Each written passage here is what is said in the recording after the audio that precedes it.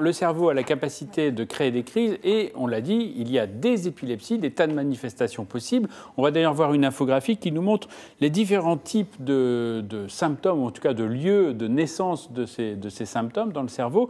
Est-ce que vous pouvez nous expliquer ce qui se passe pendant la crise, justement ?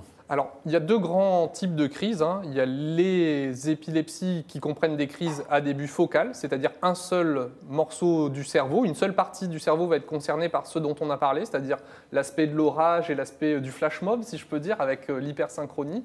Quand c'est une seule partie, les symptômes, on arrive à identifier quel est le point de départ grâce aux symptômes. En particulier, par exemple, sur le lobe frontal, on peut avoir, par exemple, une implication sur le comportement, mais également dans la partie un peu juste derrière, au niveau de la partie moyenne du lobe frontal, il y a des centres de la parole. Donc un patient qui, par exemple, continue à avoir conscience, mais ne peut plus du tout parler, ça peut être cette zone du langage qui est impliquée, là où va passer la décharge finalement à ce moment-là, et quand la décharge passe dans la partie du cerveau qui est responsable de cette fonction, la fonction ne peut pas s'exercer. Le hall de gare est plein, si je peux me permettre l'expression. On va voir d'autres exemples. Vous allez nous dire juste en 2 mots, par exemple temporale. Si c'est dans la zone temporale, ça peut donner... Alors dans la zone temporale, il peut y avoir des modifications de la perception auditive ou carrément entendre des bruits. C'est rarement entendre carrément des gens qui parlent.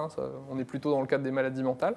La compréhension du langage n'est pas la phase expressive du langage, donc on ne comprend plus, mais donc les patients peuvent dire des choses, mais souvent pas en interrelation puisqu'ils ne comprennent pas. Et puis, bien entendu, les zones temporales sont des zones de la mémoire. D'accord. On continue de se promener dans le cerveau, on va passer dans la zone pariétale. Donc dans la zone pariétale, on a la sensibilité au niveau corporel, on a une représentation de notre hémicorps sensitif et commandé et détecté par le cerveau contralatéral. Donc mon hémicorps droit et je reçois les sensations grâce à mon hémisphère et en particulier dans la zone du lobe pariétal gauche.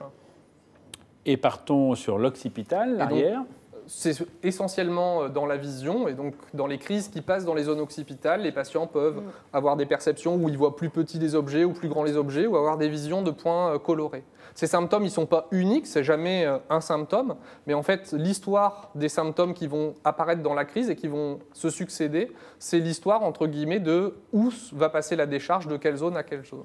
Donc ça c'est pour les crises focales et après il y a des crises où le point de départ va concerner l'ensemble du cerveau, avec des crises qu'on appelle à début généralisé. Ce n'est pas que ça débute tout en même temps, mais très rapidement, toutes les zones du cerveau sont impliquées.